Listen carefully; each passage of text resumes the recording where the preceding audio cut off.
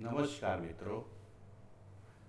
મિત્રો acid base properties એટલે કે એસિડ બેઝ ગુણધર્મો એ ચેપ્ટર આપણે ગયા પાઠમાં ચાલુ કર્યું હતું અને એ ભાગમાં આપણે એસિડ અને બેઝ એટલે શું એના વિશે અભ્યાસ કર્યો હતો અને એસિડ બેઝ અંગેના વિવિધ સિદ્ધાંતોની ચર્ચા કરી હતી. એમાં સૌપ્રથમ આર્હેનિયસ એસિડ બેઝ, લોરી બ્રોન્સ્ટેન્ટ એસિડ બેઝ અને લુઈસ એસિડ બેઝ અંગે આપણે ચર્ચા કરી હતી. મિત્રો, એસિડ કોને કહેવાય અને બેઝ કોને કહેવાય એ વિશે આપણે માહિતી મેળવી લીધી. હવે એસિડ અને બેઝની પ્રબળતા એટલે કે એસિડિકતા અને બેઝિકતા વિશે આ વ્યાખ્યાનમાં આપણે ચર્ચા કરીશું. મિત્રો, એસિડિકતા અને બેઝિકતાનો માપદંડ શું છે એના વિશે પણ આપણે વાત કરવા જઈ રહ્યા છીએ. તો આપણે ગયા લેક્ચરમાં ખાસ કરીને લોરી બ્રોન્સ્ટેન્ટ એસિડ બેઝ વ્યાખ્યા મુજબ આપણે ચર્ચા કરી હતી કે જે સંયોજન પ્રોટોન આપે એ એસિડ અને જે પ્રોટોન સ્વીકારે એ બેઝ. તો એ અનુસાર જ્યારે HClને આપણે પાણીમાં ઓગાળીએ છીએ ત્યારે આ રિએક્શન થાય છે, H3O+ અને Cl- બને છે. મિત્રો, આ રિએક્શનમાં HCl અને H2Oમાં HCl જે છે એ H2 અને પ્રોટોન આપે છે એટલે કે HCl એસિડ તરીકે વર્તે છે અને પ્રોટોન જે છે એ H2O સ્વીકારે છે અને પરિણામે H2O એ બેઝ તરીકે વર્તે છે. મિત્રો, તમે અહીંયા જોઈ શકો છો કે અહીંયા HCl છે, આ Cl છે અને આ H છે અને આ H2O છે. તો HCl ને H2O બંનેમાં આ HCl જે છે એ પોતાનો પ્રોટોન H2O ને આપે છે. તમે જોશો આ પ્રોટોન જે છે અહીંથી છૂટો પડી જાય છે અને અહીંયા જોડાય છે. અહીંયા જેવો જોડાય એટલે H3O+ થાય છે અને અહીંયા પ્રોટોન જવાથી Cl- બને છે. તો આમ Cl- વત્તા H3O+ તમને અહીંયા મળે છે. તો મિત્રો, HCl પ્રોટોન આપે છે માટે એ શું કહેવાય? એસિડ. જ્યારે H2O પ્રોટોન સ્વીકારે છે માટે એ બેઝ કહેવાય. પણ મિત્રો, HClમાંથી પ્રોટોન દૂર થવાથી Cl- બને છે એ આ HClનો એટલે કે એસિડનો સંયુગ્મી બેઝ કહેવાય. એટલે મિત્રો, HCl જે છે એસિડ છે, જ્યારે એમાંથી પ્રોટોન દૂર થવાથી એનો સંયુગ્મી બેઝ બને છે. મિત્રો, એવી જ રીતે H2O એ બેઝ તરીકે વર્તે છે કારણ કે એ HCl પાસેથી પ્રોટોન સ્વીકારે છે અને પ્રોટોન ઉમેરાવાથી એ H3O+ રૂપાંતરિત થાય છે. એટલે આ બેઝ છે H2O અને આ એનો સંયુગ્મી એસિડ છે. તો મિત્રો, સંયુગ્મી એસિડ બેઝની વાત આપણે અગાઉના ચેપ્ટરમાં બહુ જ ડિટેલમાં કરી ગયા છીએ અને સાથે સાથે ઘણા બધા સંયોજનોને જે કોન્જ્યુગેટેડ એસિડ બેઝની પેર જે છે એના વિશે પણ આપણે ચર્ચા કરી છે. મિત્રો, હવે આપણે Ka માપદંડ વિશે વાત કરીએ છીએ.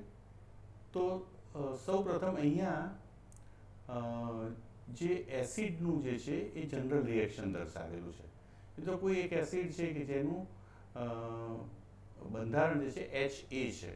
તો એને જ્યારે પાણીમાં ઓગાળવામાં આવે છે ત્યારે આ જે એસિડ જે છે એ પ્રોટોન જે છે પાણીના મોલેક્યુલને આપે છે અને પરિણામે H3O+ રૂપાંતરિત થાય છે. જ્યારે A- અહીંયા એનો સંયુગ્મી બેઝ છે. તો મિત્રો, Ha જે એસિડ જે છે એમાંથી પ્રોટોન દૂર થતા એનો સંયુગ્મી બેઝ મળે છે. જ્યારે H2O બેઝ તરીકે વર્તે છે કારણ કે એ પ્રોટોન સ્વીકારે છે અને એમાં પ્રોટોન ઉમેરાતા H3O+ એ રૂપાંતરિત થાય છે જે એનો સંયુગ્મી એસિડ છે. તો આમ મિત્રો, આ એક જનરલ રિએક્શન છે. તો એનો સંતુલન અચળાંક જે છે એ આ સમીકરણથી દર્શાવી શકાય છે. મિત્રો, તો પ્રક્રિયકોની સાંદ્રતાનો ગુણાકાર એટલે પ્રક્રિયકો તરીકે નિપજોની સાંદ્રતાનો ગુણાકાર ભાગ્યા પ્રક્રિયકોની સાંદ્રતા. તો અહીંયા તમે જોઈ શકો છો H3O+ સાંદ્રતા અને A- ની સાંદ્રતા ભાગ્યા Ha એટલે અવિયોજિત એસિડની સાંદ્રતા. મિત્રો, અહીંયા એસિડનું પાણીની હાજરીમાં આયનીકરણ થાય છે. તો આ આયનીકરણ પામેલા જે અણુઓ જે છે એ આયનો છે એ બંનેના સાંદ્રતાનો ગુણાકાર ભાગ્યા અવિયોજિત જે એસિડ છે એની સાંદ્રતા. અને પાણી જે છે એનું પ્રમાણ દ્રાવક તરીકે વપરાય છે, એનું પ્રમાણ વધુ હોય છે, એટલે એને અચળાંક સાથે સાંકળી લેવામાં આવે છે. તો મિત્રો આને કે જે એસિડનો વિયોજન અચળાંક તરીકે ઓળખાય છે. તો મિત્રો કોઈ પણ એસિડનો વિયોજન અચળાંક એટલે H3O+ ની સાંદ્રતા ગુણ્યા એસિડના સંયુગ્મી બેઝની સાંદ્રતા ભાગ્યા અવિયોજિત જે એસિડ જે છે એની સાંદ્રતા. તો મિત્રો આપણે કોઈ પણ એસિડ જે છે એના Ka નું મૂલ્ય એટલે કે એસિડ વિયોજન અચળાંકનું મૂલ્ય જે છે એ આપણે આ સૂત્રની મદદથી નક્કી કરી શકીએ છીએ. મિત્રો એવી જ રીતે કોઈ બેઝ હોય તો એનું જ્યારે પાણીમાં ઓગાળવામાં આવે તો એનું સામાન્ય સૂત્ર જે છે એ આ રીતે દર્શાવી શકાય છે રિએક્શન. તો તમે જોઈ શકો છો કે બેઝ જે છે એ પાણીના મોલેક્યુલ્સ પાસેથી પ્રોટોન મેળવે છે અને BH+ માં રૂપાંતરિત થાય છે. જ્યારે પાણીનો અણુ જે છે એ એસિડ તરીકે વર્તે છે, એ બેઝને પ્રોટોન આપે છે અને OH- માં રૂપાંતરિત થાય છે. તો આમ અહીંયા આ બેઝ છે, જ્યારે પાણીનો મોલેક્યુલ એસિડ તરીકે વર્તે છે. જ્યારે બેઝમાં પ્રોટોન ઉમેરવાથી એનો કોન્જ્યુગેટેડ એસિડ BH+ મળે છે, જ્યારે H2 માંથી પ્રોટોન દૂર થવાથી એનો કોન્જ્યુગેટેડ બેઝ OH- મળે છે. તો મિત્રો હવે આ રિએક્શનનું પણ આપણે સંતુલન અચળાંક નક્કી કરીએ. તો આપણે જાણીએ છીએ કે આ બેઝ છે એટલે બેઝનો સંતુલન અચળાંક અથવા તો એનો વિયોજન અચળાંક Kb બરાબર અગાઉ જે એસિડની જેમ જ તો નિપજોની સાંદ્રતાનો ગુણાકાર એટલે કે BH+. શું છે મિત્રો? તો કે બેઝનો સંયુગ્મી એસિડ છે. તો સંયુગ્મી એસિડની સાંદ્રતા ગુણ્યા OH- ની સાંદ્રતા ભાગ્યા અવિયોજિત બેઝની સાંદ્રતા. તો મિત્રો આ જે છે એ બેઝનો વિયોજન અચળાંક. મિત્રો હવે આપણને પ્રશ્ન એ થાય કે કોઈ પણ એસિડ કે બેઝ હોય એની સ્ટ્રેન્થ, એની પ્રબળતા કેવી રીતે નક્કી થાય? તો મિત્રો એસિડ અને બેઝની પ્રબળતા એ એના આયનીકરણને આધારે થતી હોય. દાખલા તરીકે એસિડની વાત કરીએ તો એસિડ Ha છે, તમે તમારી સ્ક્રીન પર જોઈ શકો છો કે Ha છે, તો એનું હંમેશા H+ અને A- માં આયનીકરણ થતું હોય છે. તો જેમ એસિડ સ્ટ્રોંગ હોય, મિત્રો હંમેશા એસિડની પ્રબળતામાં બે ગણાય કે કાં તો એસિડ સ્ટ્રોંગ હશે અથવા તો વીક હશે. તો સ્ટ્રોંગ એસિડ અથવા તો વીક એસિડ કેવી રીતે નક્કી કરવો? તો એસિડનું જો આયનીકરણ વધુ માત્રામાં થતું હોય એટલે કે H+ વધુ ઉત્પન્ન થાય, અને જો H+ વધુ ઉત્પન્ન થાય તો એ એસિડ સ્ટ્રોંગ ગણાય મિત્રો. અને જો આયનીકરણ ઓછું થાય તો એ એસિડ વીક ગણાય. મિત્રો અહીંયા તમે જોઈ શકો છો આની અંદર કે Ha એસિડ છે, અહીંયા A છે અને આ H છે, જે વ્હાઇટ જે છે બધા પ્રોટોન છે. તો આ Ha ને પાણીમાં ઓગાળીએ છીએ ત્યારે બધા જ અણુઓ વિયોજિત થઈ જાય છે. એટલે Ha જે છે એ પાણીમાં ઓગાળતા H+ અને A- માં વિયોજિત થઈ ગયો, એટલે કે એનું સંપૂર્ણપણે આયનીકરણ થઈ જાય છે. તો જે એસિડને પાણીમાં ઓગાળતા એનું સંપૂર્ણપણે આયનીકરણ, તમામ અણુનું આયનીકરણ થઈ જાય એને તો સ્ટ્રોંગ એસિડ કહેવામાં આવે છે. પણ મિત્રો ઘણા એસિડ એવા હોય છે કે જેનું સંપૂર્ણપણે આયનીકરણ નથી થતું, પણ ઇનકમ્પ્લીટ એટલે અડધું આયનીકરણ થાય છે. તો માત્ર આ એસિડ પૈકીના થોડા જ અણુઓ એનું આયનીકરણ H+ અને A- માં થાય છે. દાખલા તરીકે તમે અહીંયા જોઈ શકો છો કે અહીંયા Ha છે, આ બધા Ha જે છે એનું આયનીકરણ થતું નથી, પણ આ જે રાઉન્ડમાં દર્શાવેલા બે જે છે એમનું આયનીકરણ થઈને આયનો છૂટા પડે છે. તો મિત્રો બધા જ આયનો નહીં, પણ થોડાક જ આયનોનું વિયોજન થાય છે, એટલે કે આયનીકરણ થાય છે. અને પરિણામે અહીંયા જે દ્રાવણ બને છે એમાં આયનોની H પ્લસનું સાંદ્રતા જે છે બહુ જ ઓછી હોય છે, જ્યારે સ્ટ્રોંગ એસિડની અંદર H પ્લસની સાંદ્રતા જે છે દ્રાવણની અંદર વધુ હોય છે. તો આમ મિત્રો આપણે કહી શકીએ કે જે એસિડ જલીય દ્રાવણમાં વધુ વિયોજન પામતો અથવા તો આયનીકરણ પામતો હોય એ એસિડ સ્ટ્રોંગ એસિડ તરીકે વર્તે છે, જ્યારે જેનું આયનીકરણ ઓછી માત્રામાં થાય છે એ વીક એસિડ તરીકે વર્તે છે. મિત્રો, એસિડની સ્ટ્રેન્થ આપણે નક્કી કરી કે આયનીકરણ વધુ થાય તો એ સ્ટ્રોંગ એસિડ કહેવાય, આયનીકરણ ઓછું થાય તો એ વીક એસિડ કહેવાય. તો મિત્રો, હવે આપણે જાણીએ છીએ, અગાઉ વાત કરી એમ, કે એસિડનો વિયોજન અચળાંક K બરાબર H3O+ ની સાંદ્રતા અને એના સંયુગ્મી બેઝની સાંદ્રતા A- ભાગ્યા અવિયોજિત એસિડની સાંદ્રતા. મિત્રો, આ સૂત્રની મદદથી આપણે Ka ને શોધી શકીએ છીએ, એસિડના વિયોજન અચળાંકને. મિત્રો, આ સમીકરણ એસિડના આયનીકરણનું જે દર્શાવેલું છે એમાં તમે જોઈ શકો છો કે જો એસિડ સ્ટ્રોંગ હશે, અગાઉ વાત કરી એમ, તો એને પાણીમાં ઓગાળતા જ મોટાભાગના એના અણુઓનું H3O+ અને A- વિયોજન થાય છે, એટલે કે આયનીકરણ થાય છે.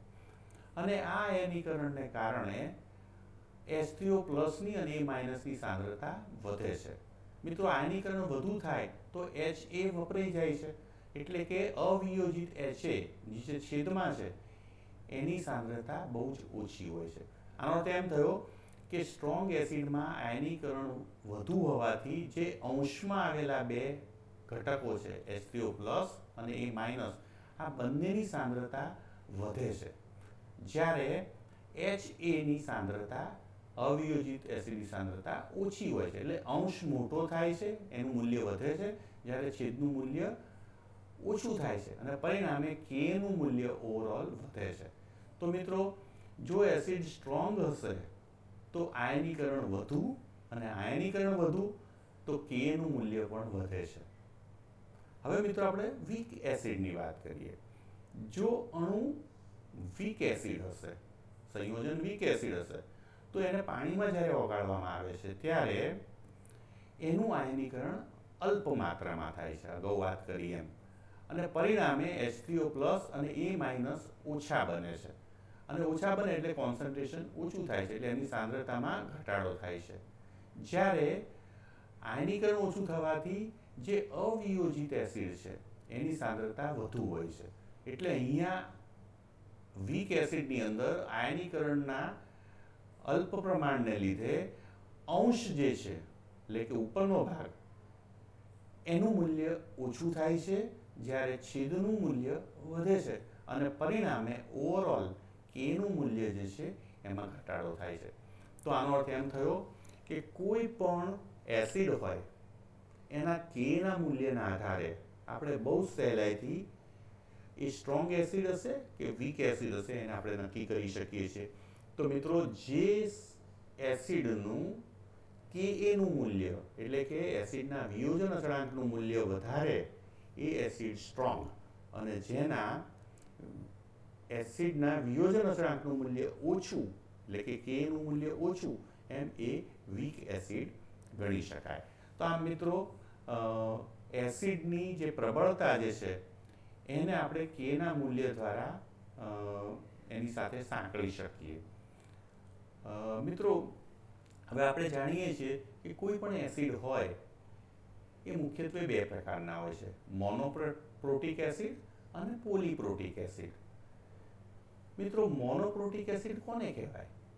તો જે એસિડને પાણીમાં ઓગાળવામાં આવે ત્યારે એના એક મોલમાંથી જો એક મોલ જ H+ આયન મળતો હોય તો એવા એસિડને મોનોપ્રોટીક એસિડ તરીકે ઓળખવામાં આવે છે.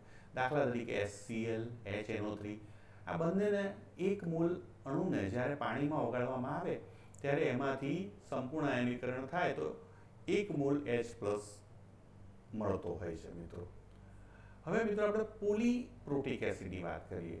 પોલીપ્રોટીક એસિડ જે છે એટલે એ બે પ્રકારના છે, એક ડાયપ્રોટીક એસિડ અને ટ્રાયપ્રોટીક એસિડ. મિત્રો, ડાયપ્રોટીક એસિડ કોને કહેવાય? તો ડાયપ્રોટિક એસિડ એ એવા એસિડ છે કે જેને પાણીમાં ઓગાળીએ, જો એનો 1 મોલ પાણીમાં ઓગાળ્યો હોય તો એમાંથી 2 મોલ H પ્લસ આપણને પ્રાપ્ત થાય. દાખલા તરીકે H2CO3 એટલે કે કાર્બોનિક એસિડ અને H2SO4 એટલે કે સલ્ફ્યુરિક એસિડ, આ બંનેમાં 2 પ્રોટોન છે. એટલે કે જ્યારે એમને પાણીમાં ઓગાળવામાં આવે ત્યારે 2 મોલ H પ્લસ આયનો ઉત્પન્ન થાય છે 1 મોલમાંથી. તો આમ ડાયપ્રોટિક એસિડમાં ઉત્પન્ન થતા જે H પ્લસની સાંદ્રતા છે એ ડબલ હોય છે. મિત્રો, ટ્રાયપ્રોટિક એસિડ કોને કહેવાય? તો જે એસિડને 1 મોલને જો પાણીમાં ઓગાળવામાં આવે તો એમાંથી જો 3 મોલ H પ્લસ ઉત્પન્ન થતા હોય તો એવા એસિડને ટ્રાયપ્રોટિક એસિડ તરીકે ઓળખવામાં આવે છે. મિત્રો, H3PO4 એટલે કે ફોસ્ફોરિક એસિડ એ ટ્રાયપ્રોટિક એસિડનું અગત્યનું ઉદાહરણ છે. તો આમ મિત્રો, એસિડની પ્રબળતા એ એસિડ મોનોપ્રોટિક છે કે પોલીપ્રોટિક છે એના ઉપર પણ આધારિત છે. જો મોનોપ્રોટિક હોય તો H પ્લસની સાંદ્રતા જે વધે છે એના કરતાં ડાયપ્રોટિક અને ટ્રાયપ્રોટિકમાં સાંદ્રતામાં વધુ વધારો થાય છે. મિત્રો, હવે આપણે પાણીના આયનીકરણ વિશે વાત કરીએ. મિત્રો, અગાઉના લેક્ચરમાં પણ આપણે વાત કરી હતી કે પાણીને એસિડ ગણવું કે બેઝ ગણવું. તો મિત્રો, પાણી એસિડ તરીકે પણ વર્તી શકે અને બેઝ તરીકે પણ વર્તી શકે. લોરી બ્રોન્સ્ટેડ સિદ્ધાંત મુજબ એસિડ બેઝ પ્રક્રિયા એ સ્પર્ધાત્મક પ્રક્રિયા છે અને હંમેશા જેની પ્રોટોન આપવાની વૃત્તિ વધારે એ એસિડ તરીકે વર્તે છે અને જેની પ્રોટોન આપવાની વૃત્તિ ઓછી હોય એ હંમેશા બેઝ તરીકે વર્તે છે. મિત્રો, અહીંયા તમારી સ્ક્રીન ઉપર એક સમીકરણ દર્શાવેલું છે જેમાં H2ના 2 મોલ વચ્ચે પ્રક્રિયા થાય ત્યારે H3O પ્લસ અને OH માઇનસ બને છે. મિત્રો, અહીંયા H2Oનો 1 મોલ H2Oના બીજા મોલને એટલે કે બીજા અણુને પ્રોટોન આપે છે. એનો અર્થ એવો થયો કે H2O, 2 H2Oના અણુઓ છે એમની વચ્ચે રિએક્શન થાય છે ત્યારે એક અણુ જે છે એ એસિડ તરીકે વર્તે છે એટલે કે પ્રોટોન આપે છે અને બીજો અણુ જે છે એ પ્રોટોનને સ્વીકારે છે એટલે એ બેઝ તરીકે વર્તે છે. તો આમ H2Oના અણુઓ પૈકી એક એસિડ તરીકે વર્તીને પ્રોટોન આપે છે અને બીજો બેઝ તરીકે વર્તીને પ્રોટોનને સ્વીકારે છે. આમ H3O પ્લસ અને OH માઇનસ એમના સંયુગની એસિડ બેઝ ઉત્પન્ન થાય છે. તમે તમારી સ્ક્રીન પર જોઈ શકો છો કે H2Oનો એક અણુ બીજા અણુ અહીંથી પ્રોટોન શિફ્ટ થઈને અહીંયા જાય છે અને પરિણામે OH માઇનસ ઉત્પન્ન થાય છે અને અહીંયા H3O પ્લસ ઉત્પન્ન થાય છે. મિત્રો, આને પાણીનું સ્વ આયનીકરણ કહેવામાં આવે છે. તો મિત્રો, પાણીના 2 મોલ વચ્ચે રિએક્શન થઈને સ્વ આયનીકરણ થાય છે અને એમાંથી H3O પ્લસ અને OH માઇનસ સંયુગ્મી એસિડ બેઝ તરીકે ઉત્પન્ન થાય છે. મિત્રો, અહીંયા KW એ પાણીનો વિયોજન અચળાંક છે. તો એમાં H3O પ્લસ અને OH માઇનસના કોન્સન્ટ્રેશનના સાંદ્રતાના ગુણાકારને KW તરીકે ઓળખવામાં આવે છે. મિત્રો, અહીંયા છેદમાં પાણી આવે પણ પાણી વધુ માત્રામાં હોવાથી અને દ્રાવક તરીકે હોવાથી અચળાંક સાથે સંમિલિત કરવામાં આવે છે. તો આમ H3O પ્લસ અને OH માઇનસના ગુણાકારને શું કહેવામાં આવે છે? પાણીનો વિયોજન અચળાંક. મિત્રો, પાણીનો જે H3O પ્લસ અને OH માઇનસનું કોન્સન્ટ્રેશન છે એનો ગુણાકાર હંમેશા અચળ હોય છે 1.0 × 10⁻⁻14. એટલે આપણે કહી શકીએ કે પાણી પણ આયનીકરણ સ્વ આયનીકરણ પામે છે અને એનો એક અણુ એસિડ તરીકે અને બીજો અણુ બેઝ તરીકે વર્તે છે. તો આમ પાણીના એસિડ બેઝ ગુણધર્મ વિશે પણ આપણે વાત કરી. મિત્રો, હવે કોઈ પણ સંયોજનને જ્યારે કોઈ દ્રાવકમાં ઓગાળવામાં આવે છે, ખાસ કરીને પાણીમાં ઓગાળવામાં આવે છે ત્યારે દ્રાવણ પ્રાપ્ત થાય છે. તો જ્યારે કોઈ પદાર્થને પાણી જેવા દ્રાવકમાં ઓગાળવામાં આવે છે ત્યારે સોલ્યુશન મળે છે એટલે કે દ્રાવણ મળે છે. તો મિત્રો, આ દ્રાવણ જે છે એ ત્રણ પ્રકારના ગુણધર્મો ધરાવી શકે. એ દ્રાવણ કાં તો એસિડિક હશે અથવા બેઝિક હશે અને કાં તો પછી ન્યુટ્રલ હશે. તો મિત્રો દ્રાવણ જે છે એસિડિક ક્યારે હોય? તો કે જ્યારે જે સોલ્યુશન બને છે એ દ્રાવણમાં H પ્લસની સાંદ્રતા OH માઇનસ કરતાં વધુ હોય. તો જ્યારે H પ્લસની સાંદ્રતા OH માઇનસ કરતાં વધુ હોય ત્યારે દ્રાવણ એસિડ તરીકે વર્તતો હોય છે. મિત્રો જ્યારે H પ્લસ ને OH માઇનસ બંનેની સાંદ્રતા સમાન હોય એટલે 10⁻⁷ 10⁻⁷ હોય તો એ વખતે દ્રાવણ જે છે એ તટસ્થ હોય છે. પણ મિત્રો જ્યારે કોઈ દ્રાવણની અંદર OH માઇનસની સાંદ્રતા H પ્લસ કરતાં વધારે હોય તો એવું દ્રાવણ બેઝિક ગુણધર્મ ધરાવે છે. તો મિત્રો દ્રાવણ કે જે સામે કોઈ પદાર્થને પાણી જેવા દ્રાવકમાં ઓગાળવામાં આવે ત્યારે જે દ્રાવણ મળે છે એ એસિડિક, તટસ્થ અને બેઝિક એમ ત્રણ પ્રકારના ગુણધર્મ ધરાવી શકે. આના માટે મેં કીધું એસિડિક ક્યારે હોય કે જ્યારે H3O પ્લસ અથવા તો H પ્લસની સાંદ્રતા OH માઇનસ કરતાં વધુ હોય. જો બંનેની સરખી હોય તો ન્યુટ્રલ અને જો OH માઇનસની H પ્લસ કરતાં વધારે હશે તો એ બેઝિક દ્રાવણ તરીકે વર્તશે. મિત્રો આનો અર્થ એમ થયો કે આપણે જાણીએ છીએ કે કોઈ પણ સંયોજનને ખાસ કરીને એસિડને પાણીમાં ઓગાળવામાં આવે છે ત્યારે એમાં H પ્લસ અને એનો સંયુગ્મી બેઝ મળતો હોય છે. તો એને જે H પ્લસ અથવા H3O પ્લસ જે આપણને મળે છે એના કોન્સન્ટ્રેશન એટલે કે H3O પ્લસ અથવા તો H પ્લસના કોન્સન્ટ્રેશનના માઇનસ લોગેરિધમને pH કહેવામાં આવે છે. મિત્રો pHની વ્યાખ્યા પણ આપણે અગાઉ શીખી ગયેલા છીએ. તો pH બરાબર -log H પ્લસ. તો મિત્રો અહીંયા H પ્લસ એ દ્રાવણમાં રહેલા હાઇડ્રોનિયમ આયનનું કોન્સન્ટ્રેશન છે. તો મિત્રો અહીંયા એનો લોગ છે H પ્લસના સાંદ્રતાનો. એટલે જ્યારે પણ pH વેલ્યુ જે છે એમાં 1 યુનિટનો ફેરફાર થાય છે ત્યારે H પ્લસ આયનના કોન્સન્ટ્રેશનમાં એના કરતાં 10 ગણો વધારો થતો હોય છે કારણ કે log 10 છે અહીંયા. તો મિત્રો pH બરાબર -log H પ્લસ તરીકે આપણે લખીએ છીએ. મિત્રો ઘણી બધી વખતે POH ને પણ માપદંડ તરીકે સ્વીકારવામાં આવે છે એસિડિકતા અને બેઝિકતાના. પણ pH માપક્રમ એ વધુ પોપ્યુલર માપક્રમ છે. મિત્રો અત્યારે ત્રીજો માપક્રમ જે છે જેને pK માપક્રમ Ka અથવા તો Kb છે.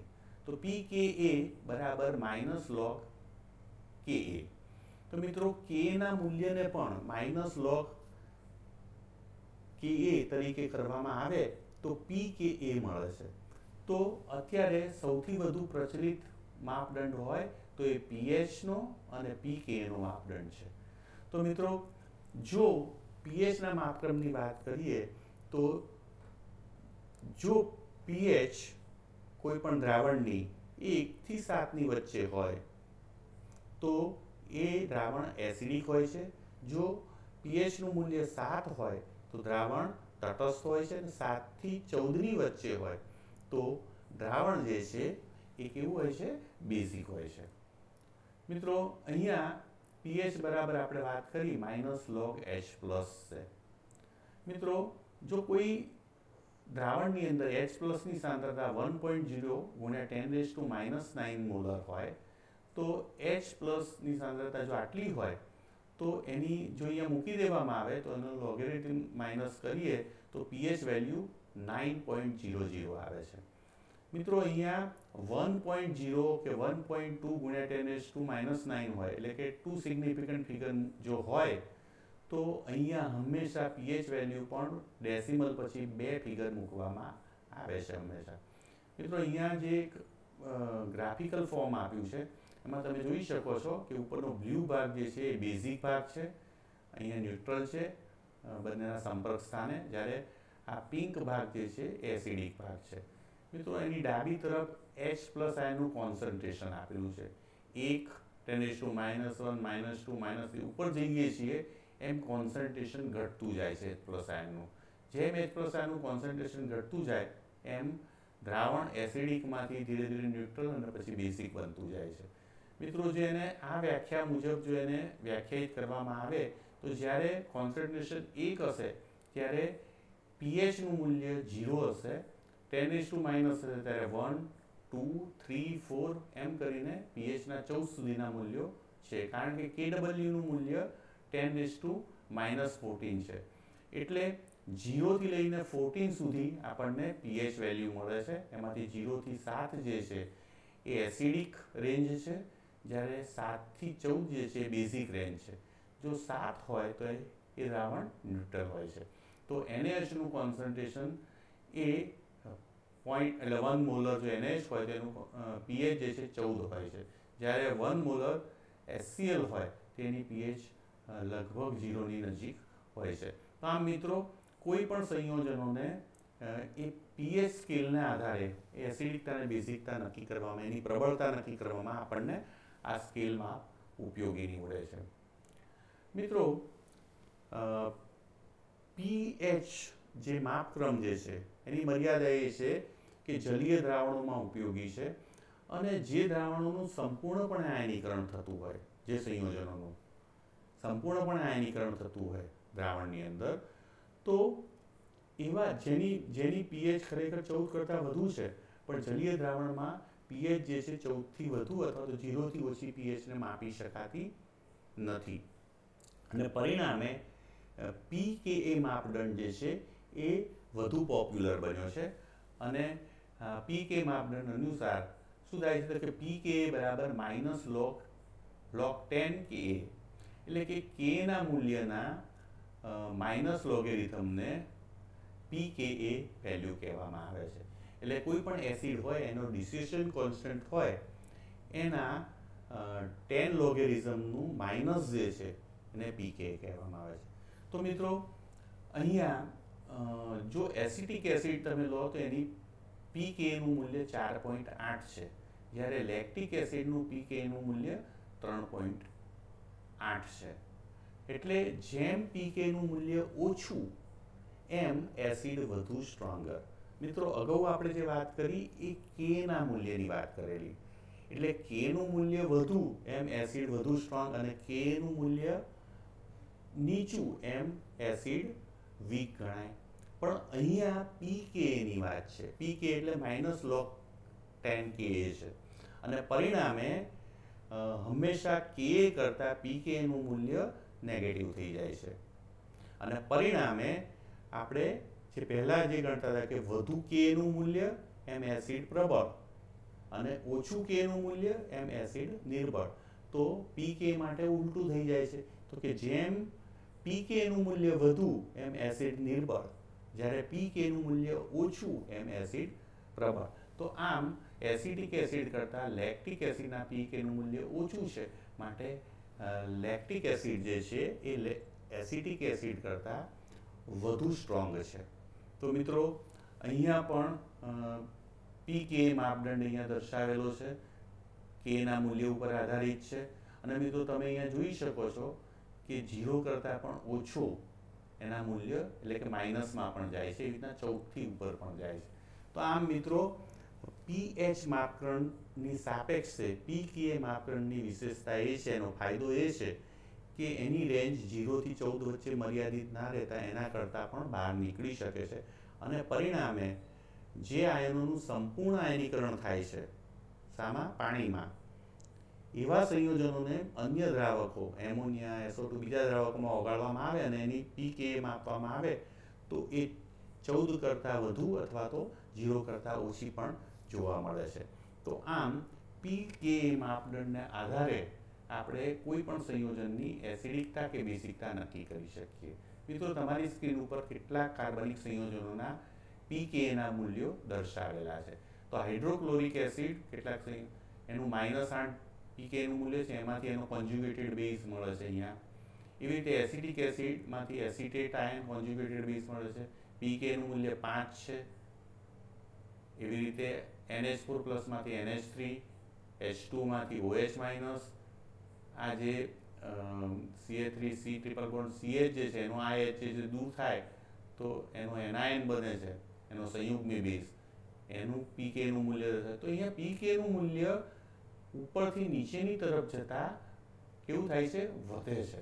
તો જેમ કે pK નું મૂલ્ય વધે એમ એસિડિકતામાં ઘટાડો થાય. એટલે કે જેની pK નું મૂલ્ય ઓછું, HCl નું સૌથી ઓછું છે આ બધામાં, તો HCl સૌથી વધુ સ્ટ્રોંગ છે. અને જેમ જેમ એસિડિક એસિડ નીચે જતા જઈએ એમ pK નું મૂલ્ય વધતું જાય છે. અને CH4 આ બધા કમ્પાઉન્ડમાં સૌથી નિર્બળ એસિડ છે. તો એવી જ રીતે આ બેઝ છે સંયુગ્મી, તો આ એસિડના સંયુગ્મી બેઝ છે. તો સંયુગ્મી બેઝની વાત કરીએ તો બિલકુલ ઉલટું જોવા મળે છે. તો કે જે વીક એસિડ છે એ હંમેશા સ્ટ્રોંગ બેઝ હોય છે, તો નીચેથી ઉપર જતા એ બેઝનું મૂલ્ય વધે છે. તો મિત્રો આપણે એમ કહી શકીએ કે જેનું pK નું મૂલ્ય વધારે એ વીક એસિડ હોય અને સ્ટ્રોંગ બેઝ તરીકે પણ વર્તી શકે સંયોજન. એવી રીતે જેનું pK નું મૂલ્ય ઓછું હોય એ હંમેશા સ્ટ્રોંગ એસિડ તરીકે વર્તે અથવા તો વીક બેઝ તરીકે વર્તે. તો આમ આપણે બહુ જ સહેલાઈથી pKના મૂલ્યના આધારે કોઈ પણ સંયોજનની એસિડિકતાની સાપેક્ષ પ્રબળતા નક્કી કરી શકીએ છીએ કે વધુ એસિડિક છે કે ઓછો એસિડિક.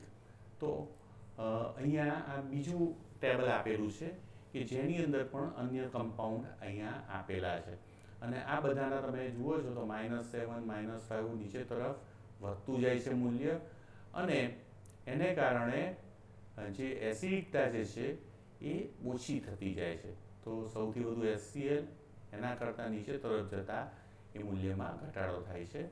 જ્યારે બેઝ જે છે એ નીચે સૌથી વધુ સ્ટ્રોંગ છે અને ઉપરની તરફ એ વીક બનતો જાય છે.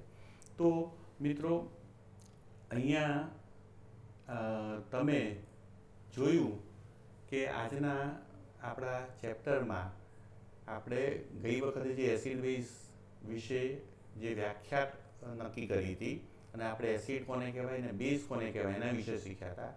તો આ ચેપ્ટરની અંદર આ વખતે આપણે શું કર્યું તો કે એસિડિકતા અને બેઝિકતા નો માપદંડ, જુદા જુદા માપદંડ જે છે એસિડિકતા બેઝિકતાને કેવી રીતે મપાય છે, એમનો સંબંધ શું છે, તો આ બધાની ચર્ચા કરી.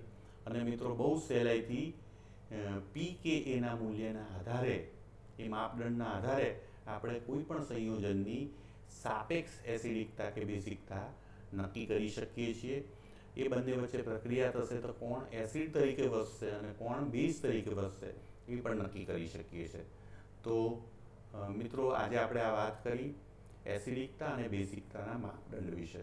મિત્રો હવે આપણે આવતા લેક્ચરની અંદર કોઈ પણ સંયોજનની એસિડિકતા અને બેઝિકતા ઉપર જે પરિબળો અસર કરે છે એ પરિબળો જેવા કે સંસ્પદન, સંકરણ, હાઇડ્રોજન બંધન, આ બધાની આપણે ચર્ચા કરીશું. તો મિત્રો ફરી મળીએ, ત્યાં સુધી રજા આપશો. નમસ્કાર.